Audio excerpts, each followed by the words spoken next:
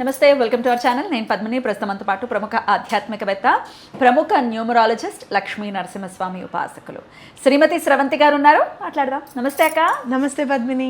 అక్క, చాలా ఫ్రీక్వెంట్గా వింటూ ఉన్నాము ఈ సమస్య, ముఖ్యంగా టీనేజర్స్లో, అమ్మాయిల్లో పీసీఓడి, పిఎంఓఎస్ ఇప్పుడు వినపడేది అంతే, పిఎంఓఎస్ లేదా పీసీఓఎస్, ఇది చాలా రెగ్యులర్గా వింటూ ఉన్నాం. ఎందువలన జరుగుతుంది? మరి దీని నుంచి బయటపడాలి అని అంటే అటు యూనివర్స్ నుంచి ఎట్లా సపోర్ట్ తీసుకోవచ్చు? మంచి స్విచ్ వర్డ్స్. అట్లాగే మీరు ఎంఎస్సి మైక్రోబయాలజీ చదివారు, సో మీరు చెప్పచ్చు, చక్కగా మీరు చెప్పచ్చు ఎటువంటి ఆహారపు అలవాట్లు మార్చుకోవాలి, లైఫ్ స్టైల్లో ఏం చేంజెస్ తీసుకురావాలి, తద్వారా ఈ పీసీఓడి నుంచి బయటపడచ్చు. ఎందుకంటే పీసీఓడి ఉంది అని చెప్పి డివోర్స్లు అయిపోయే కేసెస్లో ఎన్నో చూస్తున్నాం. యా, ఎందుకంటే ప్రెగ్నెన్సీ రావట్లేదు, ఎందుకు ఇంకా కలిసి ఉండడం అని చెప్పి పెద్దవాళ్ళే విడగొట్టేస్తున్నారట. నిన్న కూడా ఒక కాల్ మాట్లాడాను. I felt really bad. So దాని గురించి మీరు ఏమైనా చెప్పండి అక్క.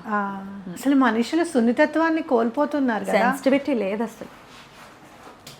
ఏంటో అసలు ఆ బాధ మన ఇంట్లో వాళ్ళకి వస్తే ఎట్లా ఉంటుంది మన పరిస్థితి అనేదే లేదు అసలు. అండ్ ఓపిక లేదక్క. ఇదివరకు రోజుల్లో 10 ఏళ్ళైనా కూడా వెయిట్ చేసేవారు, వస్తుంది. నేను న్యూమరాలజీ స్టార్ట్ చేసినప్పటికీ ఇప్పటికీ జనాల్లో లేదు ఓపిక. అవునా? ఈ కరెక్షన్స్ అవన్నీ ఎందుకండి, తొందరగా అయిపోయి పని చెప్పండి మాకు. ఇంకేమైనా ఉందా రెమెడీ? ఇంకేమైనా చెప్తారా? అయ్యో నీ అన్నం నువ్వు కలుపుకొని తినమ్మా అని చెప్తే కూడా బాధ అయితే ఎట్లా పద్మిని? అసలు ఓపిక లేదు, అస్సలు ఓపిక లేదు, తగ్గిపోయింది జనాలకి. అంటే థింకింగ్ దృక్పథం, ఆలోచన దృక్పథం అనేది మారింది. థింకింగ్ వే, దృక్పథం అంటే వే మారిందని చెప్పుకోవచ్చు.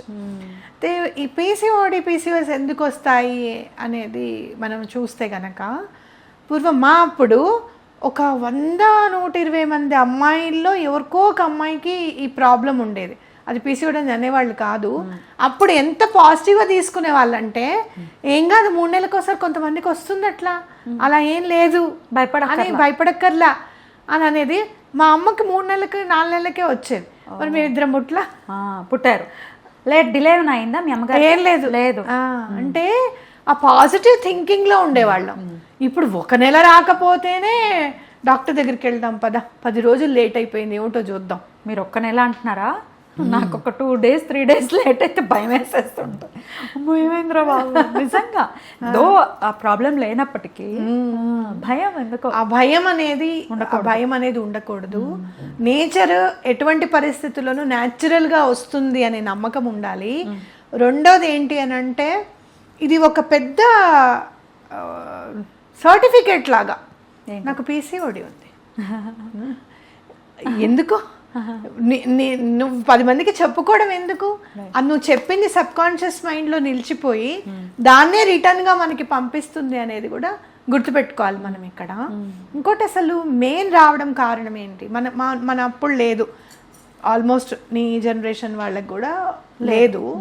ఆ తర్వాత 2099 ఎండ్స్ 95 తర్వాత నుంచి వచ్చింది. ఎందుకంటే మెయిన్ ఈ 2000 వాళ్ళ నుంచి వచ్చింది ఏంటి అంటే, పిజ్జాలు, బర్గర్లు ఒక అథెంటికేటెడ్గా కూర్చుండిపోయినాయి.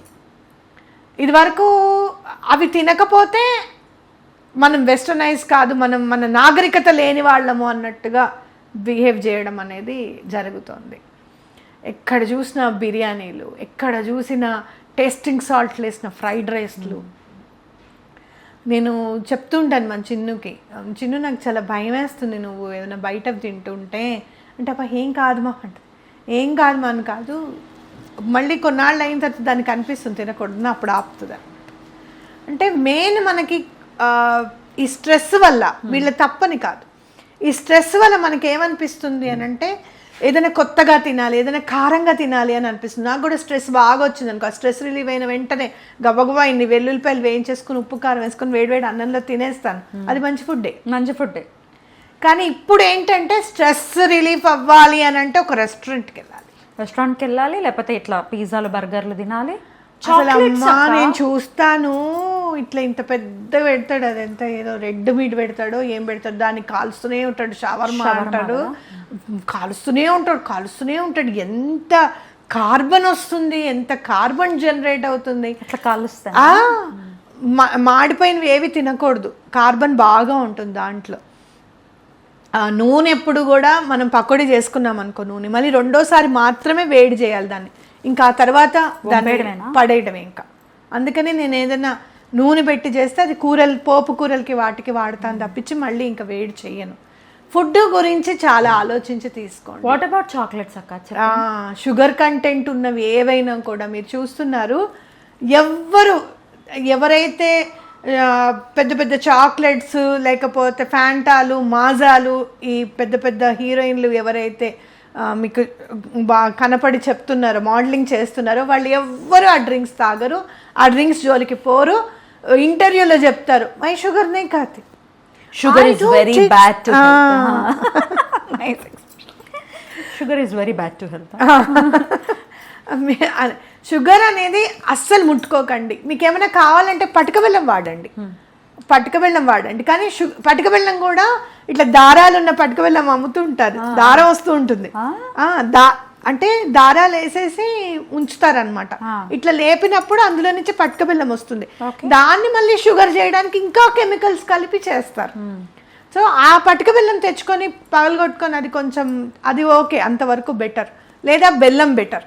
కానీ సో కాల్డ్ షుగర్ ఇట్లా పట్టుకుంటే ఇట్లా వస్తుంది చూడు. మా చిన్నప్పుడు మేము రేషన్ షాప్ నుంచి షుగర్ తీసుకొస్తుంటే ఇలా అంటూ ఉండేవాళ్ళం, ఎంత బాగుందో షుగర్, తెల్లగా ఉంది, ఈసారి లాగా బ్రౌన్ గా లేదు అని మాట్లాడుకునేవాళ్ళు మా అమ్మ వాళ్ళందరూ. మల్లె పువ్వులా ఉంది అనుకునేవాళ్ళు.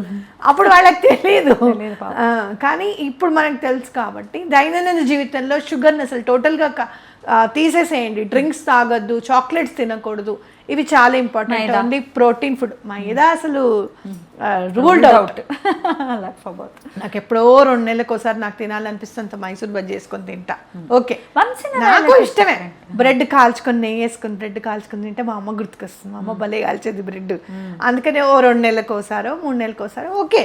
ఎప్పుడైనా జీవజాపల్యం, మరి బతికా కదా, మనుషుల్లో బ్రతకాలి కదా, మరి ఆ మాత్రం టేస్ట్ లేకపోతే ఎట్లా? కరెక్ట్, తినండి. కానీ రెగ్యులర్గా మాత్రం concentrate on the protein food. మంచి వాళ్ళందరూ కూడా ప్రోటీన్ ఫుడ్ ఏంటి అనేది చెప్తున్నారు.